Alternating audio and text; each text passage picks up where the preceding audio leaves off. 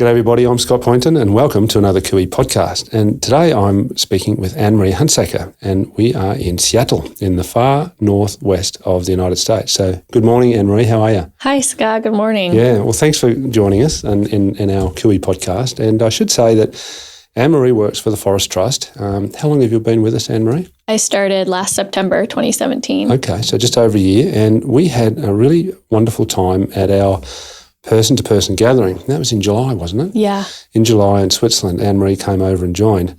And I really enjoyed my discussion with her. And I asked her very politely and reverently if we could do a QE podcast together, because I think she's got a really wonderful story to share. And she very kindly agreed. So here we are. So Anne-Marie, tell us just a bit about your work background. How did you come to join us here in TFT? Yeah, here at TFT, before this, I was working on climate change research just for 6 months at a farmland trust, which is actually just on the other side of this canal that this Seattle TFT office is on. Mm-hmm. We're right on this beautiful canal, and just across the bridge is a farmland trust here in Seattle that works on preserving local farmland. Okay. And I was doing climate change research for them and then heard about TFT. And here you are. And here I am. And what are you working on with us? So mostly I work on traceability in palm oil. Okay. And which is the transparency part of the VTTV. Yeah, helping people understand where they get their raw materials from. Yeah, so then they can see about whether there's deforestation and any social issues and things like that. Yep. Anyway, so that's all very interesting, but that's not really what I was interested in talking to you about. At our gathering, you really shared, I think, some great wisdom and some stories from your past, which really touched my heart, I have to say. And so I'm really grateful that you'd talk with us on a QE podcast. And, if you could just sort of share a little bit about, those, I'm really fascinated too. I have to say that, when I think of you a bit of someone who's very connected to the earth. And I know that you have great feelings and emotions about what's happening, with climate change and species extinction and the way humans treat each other. So we'll come to that a bit later on, because I think it's really, really, I know you feel these things very deeply. Yes. And that really touched my heart. And but you had a really interesting childhood, and I'd really love to just hear a bit more about that. Yeah, when I look back on my childhood and some of the things that came up at the person-to-person was this experience I had when I was seven. And my family, we went down to California where we have some relatives, and I had a cousin who she's a couple years older than me and didn't have a religious upbringing with her mom and dad, and she lived in Oakland, and it was a much more open and liberal, progressive environment than what I was growing up in. And so I was 7 and she was 9. And she told me about sex. And I mean, I had heard that word and I had some curiosity around the word. And we were at my aunt's house and we were sitting in this tree, this beautiful tree that will forever be in my memory. And we were sitting on opposite sides of this tree with a string attached with a basket in the middle. And we were sending this basket back and forth, and I would ask her questions. And then she would respond. And these were, questions about sex, about our bodies, about things like that. And things that you'd never thought of before. No, exactly. Yeah. And never been able to ask anyone. And I would say there was an element of secrecy around it at that time. This wasn't something I was maybe supposed to talk to adults about, and we kind of had to keep it a secret, but I wasn't say I was experiencing shame around even asking those questions to my cousin at the time. You're probably just excited to be able to talk about it with someone. Exactly. And someone who you trusted and, had a bond with. Yeah, for sure. She was my cousin, but probably my closest friend as well. And what happened is probably the next day, my mom found this basket because, my cousin's name is Nicole. She and I, we weren't we weren't really even thinking to hide this basket. Right. It was just a great conversation. We weren't really being that careful about being it. open and Yeah. So I think we just left it outside in the tree, very accessible. And my mom found it. And I have this vivid memory of sitting in my aunt and uncle's house, just like, sitting on the stairs, and I have cousins and aunts and uncles all around, and my mom just walking in sobbing, like literally sobbing in front of everyone. And even before she told me what she was crying about, I knew. You knew, yeah. I couldn't really probably put it into words, but I knew it had something to do with me. And that conversation via notes the day before. Yes. Yeah. How did you feel, at that moment? That is my first real memory of feeling really deep shame. Because I knew my mom was crying because of something I did. And I don't even remember the conversation that she and I had after this, because I know we talked about it. But it was in that moment that I internalized so much about shame, and that maybe my curiosity around sex or sexuality was bad. Maybe even my own body or sexual desire or any of those things. There was something so shameful and that shouldn't be talked about, and that actually it would cause my mom deep pain. It wasn't even that she was angry. She was like deeply sad. Yeah, hurt. Terribly hurt. Yeah. She was in like a lot of pain. Something her beautiful 7-year-old daughter talking about these things because of, I guess, her own background of conservative religious experience that she'd had all of her life. She also grew up in a Catholic home that was also very strict, and has her own history of trauma around sexuality, which I didn't know at the time. Right. But now as I work through shame, because I still carry shame, though I've been able to release a lot of it. And I say I do regularly.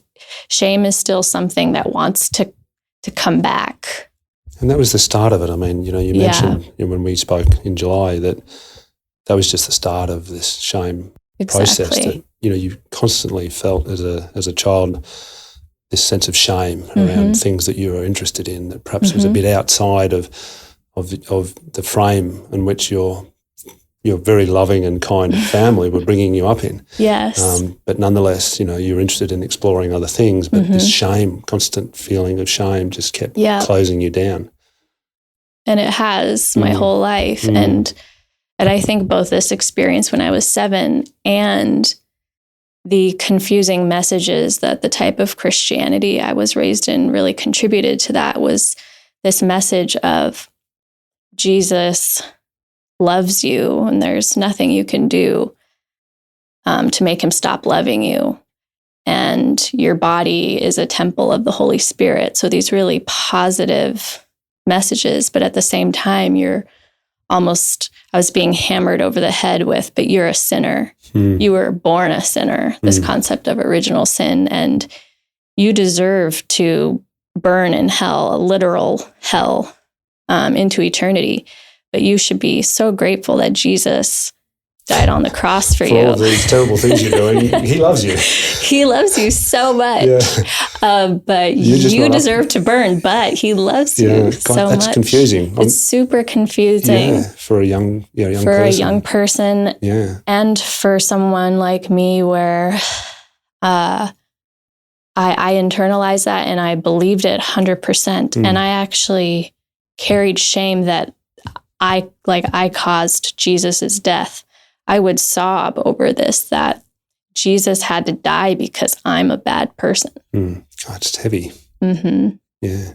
And how did this sort of manifest itself in your life? You know, as you grew up from that, you know, young 7-year-old who'd had this first experience. You know, then you went to school, and you know you're in the world. Yeah. How did it manifest itself for you? I mean, how did you live through that in a way? How did you carry it? A couple things initially come to mind when you ask that question, and one is a positive in that I feel like it is part of what contributed to making me a really sensitive person, which has been hard, but towards other people. So I can really feel when other people are experiencing or carrying shame, and I tend to be able to really empathize with them, and I want them to know that it's okay and that they're loved, even though I would say it's hard for me to extend that same compassion to myself. So that has been, so the positive is that I could be really compassionate to others but it's hard for me to do that for myself. Why is that, do you reckon? I would say it is just that the things I ended up believing, that there was something intrinsically wrong with me. Can't quite put that down. Yeah. And I work very hard to put it down. And even in my adult reasoning, intellectual brain, I know it's not true, and I say it's not true. But I still sometimes have a very emotional, in my gut response, as if there is something intrinsically wrong with me. It's a heavy burden, this whole thing of shame. It's so debilitating, isn't it? It is. Yeah. And did you find, I mean, you know, at some point you were able to break free from this real debilitating part of it? I mean, you still carry it, as you say, but, you know, when was there a particular moment when you're able to say, you know, I'm going to leave that behind, I'm done with that? Or was it something that happened more slowly over time? I would say it's been happening for about 11 years. It's been a process. Can we ask how old you are? Not always polite of men to ask women how old they are.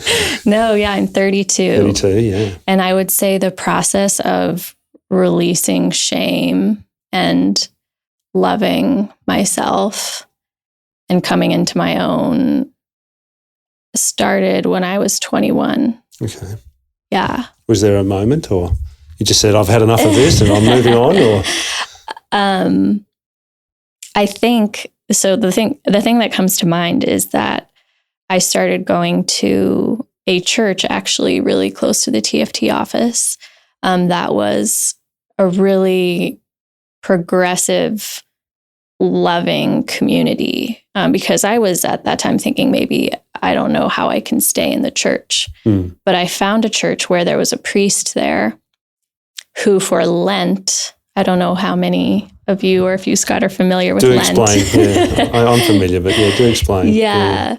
Lent, a season in the Christian calendar where in the Bible, Jesus went out into the desert for 40 days, 40 nights, and didn't eat anything, and he fasted. So there's this period of Lent where it's a more somber time in the Christian calendar, where people tend to give up things. They tend to say, I'm not going to drink alcohol or eat chocolate, and I'm going to really focus on, tends to be more like my sins and how to confess my sins.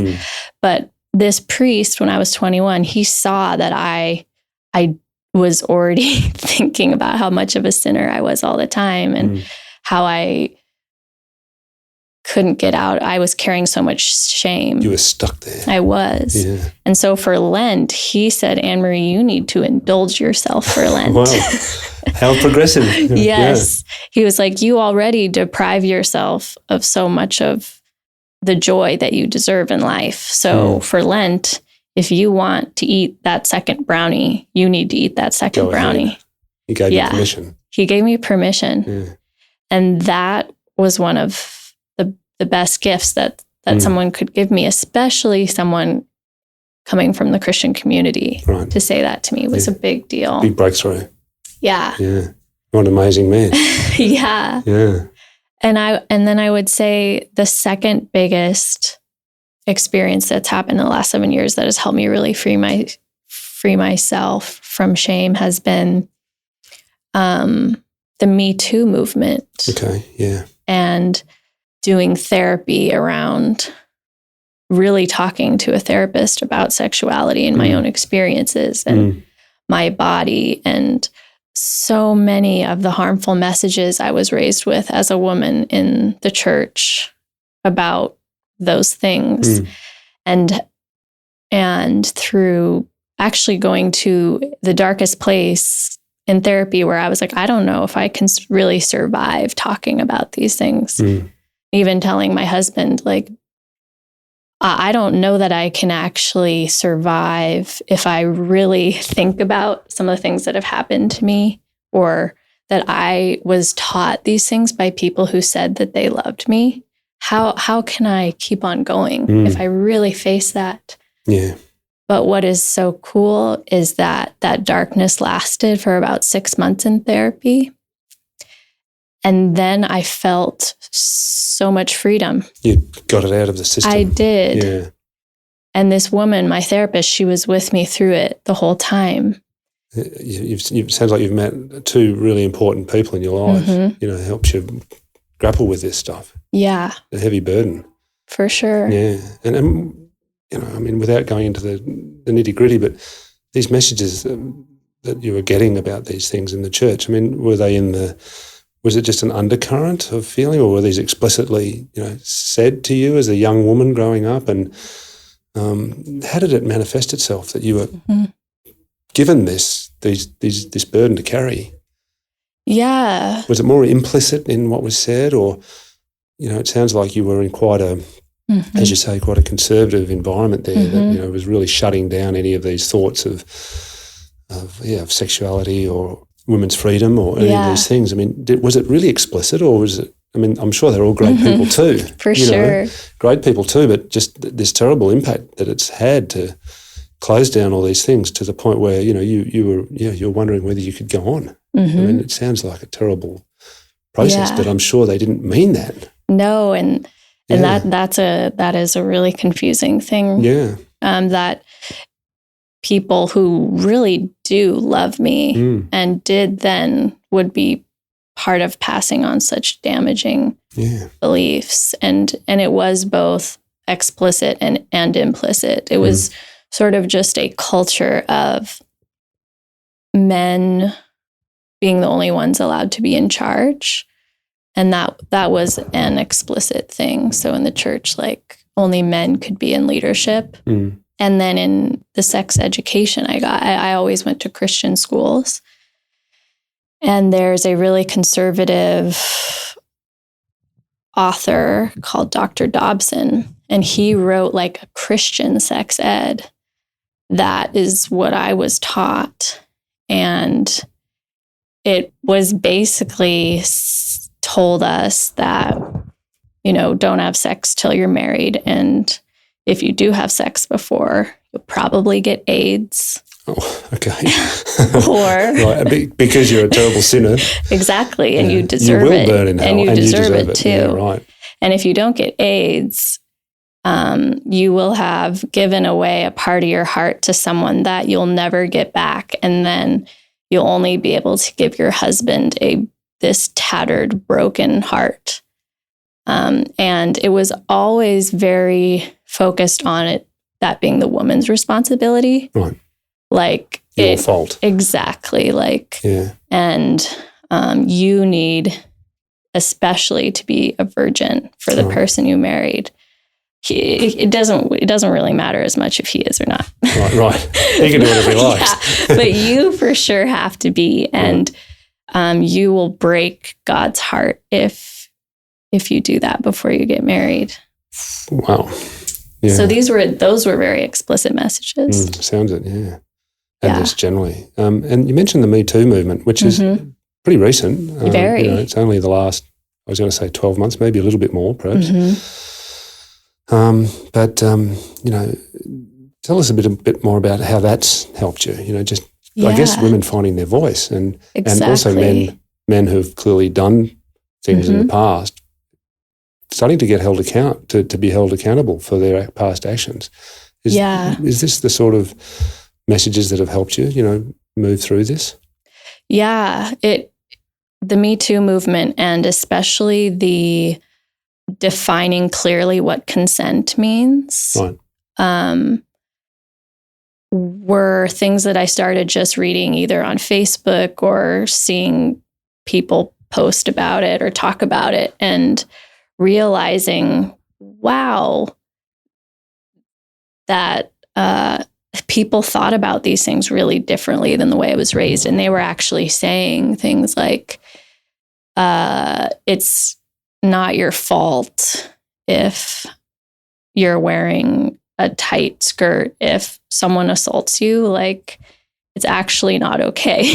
That's not okay. No, it's like, because we were sort of raised as women in the church, like, if, like, you might cause a man to sin or to rape you, and it's going to kind of be your fault for either being drunk or wearing tight clothes or being flirtatious. And so when I started with the Me Too movement, seeing women and men actually speak up, like men who were supporting this cause, and they were being really clear about like what is yes and what's no. And I was it was like a revelation to me. And it's like something inside me knew that was true, and that these things I had been taught were not true.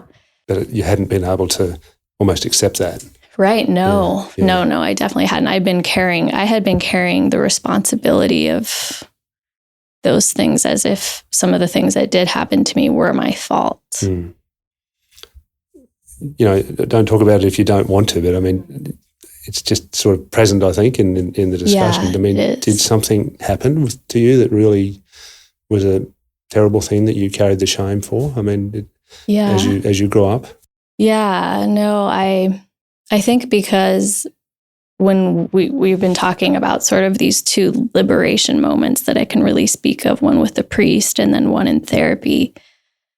And this therapy happened not that long ago. It was 2016 to June 2016 to June 2017. It's really not that long ago. Quite recent, yeah. That you've been carrying this stuff for a long time. Yes. And the Me Too movement, and then some conversations that happened afterwards, created the space, I think, for me to finally, go there. And what had happened was in May of 2010, and I won't really go into much detail, was that I was raped and I lost my virginity that way. And I was a Christian at that time who was saving myself for marriage. And so it was a huge deal. And because of the way I was raised and the messages I had been taught, I did take it on as my fault. Yeah. And I even was convinced that it was my fault for 5 years.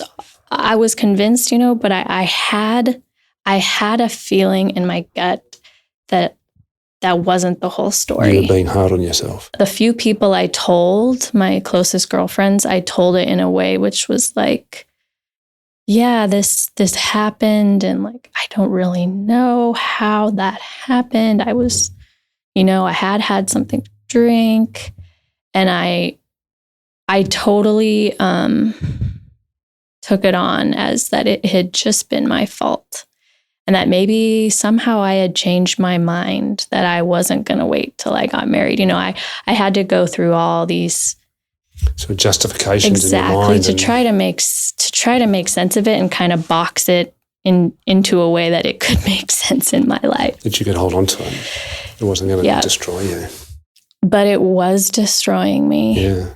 Because only a year after that happened, I started having panic attacks, and then this 5-year mark where I ended up going to therapy, and the Me Too movement, which really, all the things they were saying was, to me, was, Anne-Marie, actually what happened to you was not your fault. Yeah. You're not a bad person. And you're not a bad person. And that what happened is not what you wanted to happen. Right. Thank God for that. Yeah, which is so liberating. Yeah, I mean, imagine I can just get this sense of you breathing out finally. It was. Yeah. It was huge. And to have my therapist, the first time I told her, she used the word rape. And she said, you were raped. And that was a word I could never say. I would always say, this happened and it was my fault. And she never once. Just no way. You were raped. There was no way that it was my fault. Oh, bless her. Mm-hmm. Yeah, goodness me. And even just talking about it right now with you, I can feel this weight off of me. This liberation. Yeah. Well, I'm glad. Yeah. You know, I mean, I got to say, and I said at the start, when you came and joined us at the person-to-person gathering that, you know, Julian and we, you know, we held in July in Switzerland, I just felt this incredible, I don't know, I don't want to say power in you because it wasn't that, it was just a presence. You know, you had this presence in the room and it's like you had something to tell us, you know, and I think you really did. And obviously, you know, we didn't talk about this particular detail, but got this incredible sense that you were not only that you'd carried something, but it was coming out. You know, it didn't feel it all came out there, but it was almost like, you know, you were letting it go. Yeah. It just started to let it go, and it was an extremely powerful moment for me, and I know for Julian, I think everyone in the room, when you started to speak and sharing this into the room. And you know, I was really grateful for that, and I was really hopeful for you. You know, because it seemed that this had been something you'd been carrying for a very long time. Yes. But I think this talking about it is just so critical, isn't it? It is. Yeah. I mean, you've been holding onto this stuff. Yep. Since you were 7. Yep. And then since 2010 with, you know, when you were raped, you've just been holding onto this stuff. Your fault. Right. I mean, holding onto it's one thing, but holding onto it is something that you're responsible for and you're going to burn in hell for. That's another level altogether, isn't it? Another level. Wow. Yeah. I'm sorry, you know. Yeah, thank you. Yeah. But here you are. Here I am. You know, and getting stronger and stronger. And exactly. not just getting stronger. I think you're strong now. Yeah, I can feel it. Yeah, I feel it. We had a great walk and talk yesterday. Yes, we did. Just a different, well, I didn't know you then, of course. I didn't know you before the gathering, but even since the gathering, I'm just getting this sense of this person who's starting to fly. You are Clyde. Yes. Maybe not everyone knows, but Clyde is one of the stories I've written about this little bird that, you know, had a bit of a tough life and got help to be set free. And I think it seems to me that you're starting to fly. I feel that way. Yeah. Look, this might be a good time to talk about your writing. Yeah. And your poetry. But perhaps also, you know, if we can just touch on, I mean, it just seems to me, I wonder sometimes, I don't know if you've looked into this, but I wonder if you've got maybe some Indigenous American ancestors. And the reason I say that is because I feel you're very connected to the earth.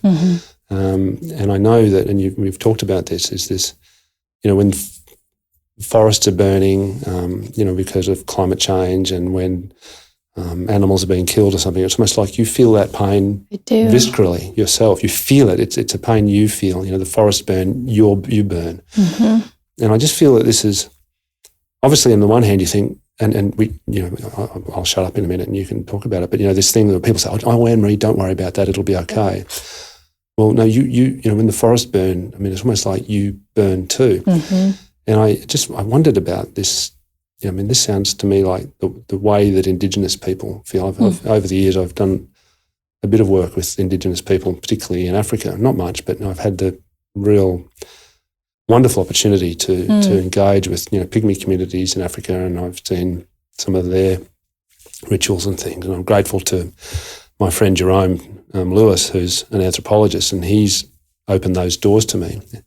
But I just wonder, this sense you have of this connection to the earth, if you could just tell me a little bit more about that, because I think it's very precious. And I think I feel, and what I'm excited about, and really why I wanted to do the podcast with you, is that this sense that you're finally emerging, you know, from this crushing shame that you've been carried and this burden you've been carrying. And here we go as we're moving into really difficult times with climate change. I think we need your voice in the world. I really do. I think you've got an ancient wisdom somewhere there. I don't know why. That's why I wondered about if you've ever looked that you might have some indigenous American ancestors, because I think, you know, those people in particular were very connected to the land and very connected to the earth. Don't know if that's the case, but could you speak about this connection you have to Mother Earth? Yeah, thank you for asking. And this is such a big question, and I'll try to talk about it. It's sort of like, how do you talk about the person or the thing or what the earth that you love so much is like, is sort of beyond words in some ways. But I would also say that some of the process of being liberated from shame has made more room for expansion of my heart to hold for love, maybe. I think that I have always loved the earth, even from just when I was really little. I actually liked to play by myself most of the time, just out in the trees and under flower bushes, because I grew up in the city. So, you know, I didn't have a forest nearby, but we had a bunch of small trees and bushes in our yard that I loved to just go play in. And where the fairies lived, right? Exactly. They were out there with you. They were, and I loved to garden, and I even loved to talk to God out there. And my favorite things to do in the summer were to go to Mount Rainier here in Washington and go hiking. And I felt most myself out there. But at the same time, I was being given sort of another strange message from the Christian community, which was a very anti-environmentalist message. The earth is there for us to use for our benefit. And it's God's going to destroy the world in the end, and, you know, we're all going to go to heaven or hell. So it doesn't really matter. And I would say it wasn't a huge thing that was being said a lot, but it was definitely... It was present. It was present. And it definitely didn't resonate with what I thought. But at the time, I took what these people said to be true. Right. They were your teachers, right? Yeah. And so my journey of working through my shame, and also I would say leaving that Christian community and those beliefs behind, it opened me up to be able to really feel how much I love the earth and how connected to her I feel. And that, I mean, I can't even walk by a crow really anymore, or a Canadian goose, without just wanting to bow to them. I even wrote a poem about how God is the crow eating your garbage. Right. You've got to publish these. We'll come back to the poems in a minute. Yeah. That literally the earth is so alive, and these beings are so sacred. I mean, an eagle is, I literally want to get on the ground and just bow. Beautiful sacred animals. Yeah. And the forests. Yeah. Cathedrals. Exactly. Yeah. And it's caused me to want to know all of their names as well. You know, I want to be able to, when I go to a forest, not just look up and be like, oh, there's all these trees here. I want to know their names. I want to know them. And they deserve that. That recognition. They acknowledgement do. As beings. Yes. Yeah.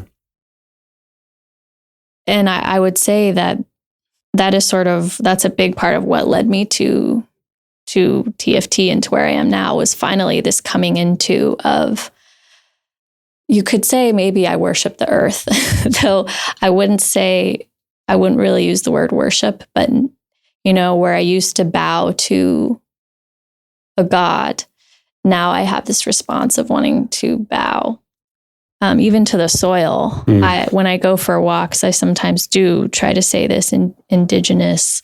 It's not even a prayer. It's called the Thanksgiving address. Right, I know it. Yeah. Yeah, where they're saying, they're sending their greetings and their thanks to the soil, to the trees, to the birds. Yeah, the water. Exactly. Everything. It's beautiful. Yeah. It is. And that is sort of how I want to be here when I walk, well, for my very, very short time on this earth. I want my posture to be one of gratitude and connection. And respect. Yeah. Deep respect. And I know you suffer terribly when we could talk about this for hours and climate change and all of these things, but this do. Really, you suffer. I know you suffer deeply as a soulful suffering. When something bad happens, you feel it. Yeah. As if it's happening to you. Right. I wrote you that when you sent out the Being Kind email to all of us at TFT, that previous weekend, I was just sobbing on my couch at 11 p.m. at night because the forests all around us here in Seattle were on fire, in California, Oregon, Washington, BC. And just thinking of all those trees burning and all those animals and the humans impacted, I actually had a feeling inside of me like I was going to die too. Like this sadness, how can this be? How do we carry it? How do we carry it? How do I get up tomorrow? And even sort of this question, how do I get up tomorrow and let myself enjoy something when all of this is happening? It's a tough burden to carry, but I just feel, and I don't have words for this, but I think we need that. I've written, I don't know if you've had a chance to read it yet, this sense of we've got to be in that despair. We do. We can't just say, oh, it'll be all right, Anne-Marie, don't worry. Come on, you're being silly now.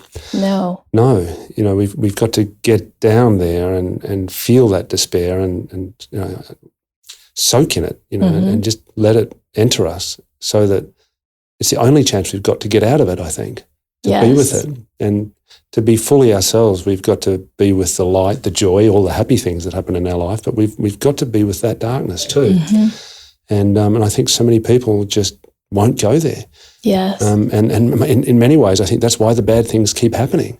Me too. Because they don't know the darkness. They don't see the darkness. They don't feel it. So it happens again. They're only looking at the light. And I think if we can get down there and really feel the pain of that darkness, and if more of us can do that, there's a greater opportunity for us to say, no, we're not going to go and do that thing because that could lead to that pain again for myself, for those around me, for the animals, for the plants, for the earth. And I just feel, what you've described in your email to me was, I just thought, well, actually, that's part of the solution. Yes. We've got to, I just came, I think I was telling you yesterday, I came from the meeting about transforming conservation, when everyone was saying, oh, shouldn't we be talking about climate change? No, we don't talk about that. It just means we just got to work harder. It's like, well, hold on, you're all these conservation biologists, you're already working incredibly hard. Yes. You're killing yourself, you're burning yourself out. And climate change is just going to overwhelm everything that you've been trying to do. Let's just hold that for a minute. Yes. And it might light a path for us to do something different. And I just think as long as we just keep hitting our head against a wall, we're not going to make it. So I think there's something wise in what you're saying, and I value it very much. And I think there's this sense of being in the darkness and accepting it as part of our lives, so that we can know A, how to carry it, but B, how to perhaps avoid it in the future. Right. So I don't know if that's right, but it just seems to be speaking to me, when I hear you speak, and I think that a lot of people are carrying grief or despair or anxiety that they're not aware of around climate change and around what's happening in the earth and even what's happening in politics and all of the wars and humans treating other humans in unimaginable ways. So badly. But I see it here among my friends or people is like we just keep ourselves busy, and people, I know they just go out for drinks and like, let's just not talk about it. Right. But they're carrying it in them. And if we could actually sit down and be able to say, wow, I am so sad about these forests on fire. I'm actually so sad that I was like crying last night and I don't know what to do. And if we even then didn't try to say, what are we going to do? But I bet other people sitting there would actually feel like, wow, I am really sad about that too. I can share that too. I can share that. I don't need to feel ashamed. Exactly. I'm not the only one who's worried about that. We might be able to move forward. Mm-hmm. Yeah.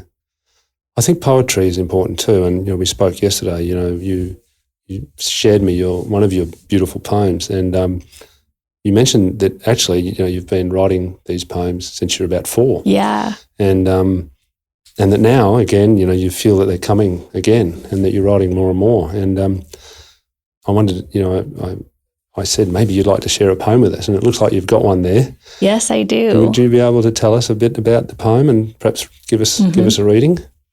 Yeah. And just tell me about your poetry in general. Tell me about this little 4-year-old out with the pixies and the fairies and, what came to you then and this poetry that you've been... I mean, have you been holding that poetry inside of you?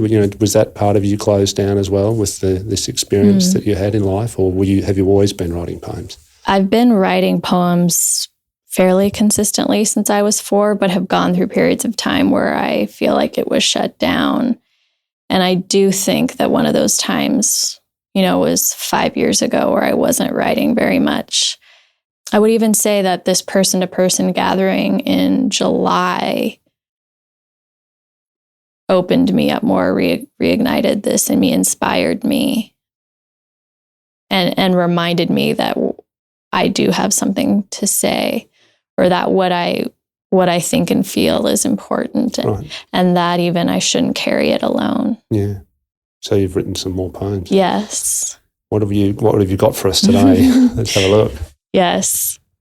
When I wrote this, I actually wrote it in mind as like a gift to give to the world, to people. So it was for myself, but it was something I wanted to give as a gift. So it's titled A Plea for Life. I sit inside, staring out the window, wanting those mountains' silence and stillness to envelop me, spin me into a cocoon, soothe my mind in a bath of dense fog. My life is unnatural, artificial in too many ways, toxic, disconnected. TV commercials pollute the air behind me while this iPhone tempts me into despair. I want a more alive life. I want a life my heart loves, a life in tune with my heart. I want more in needing much less. I want more organic matter in my soil and less rakes. I want more birds in my trees and less shelves. I want more soft barefoot walks and less concrete. I want more experiences and less things. You can change what you want. You may feel you want those plastic cups and plates, but what you really want is community.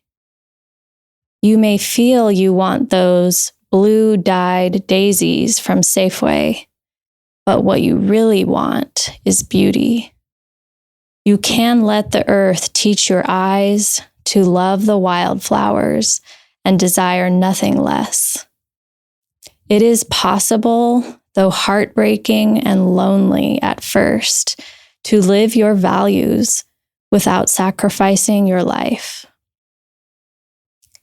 The earth is waiting for you. You belong here. And when you come home to your belonging, you will find the wholeness all your chaos was hoping for. Thank you so much. I don't think it needs any explanation. It's very beautiful, and we could talk for the next 10 hours, I reckon. Yes, we could. And I'm so grateful for the discussion we've had. Really, you mentioned yesterday your interest in publishing some of your poems. Yes. I really feel you should. Thank you, Scott.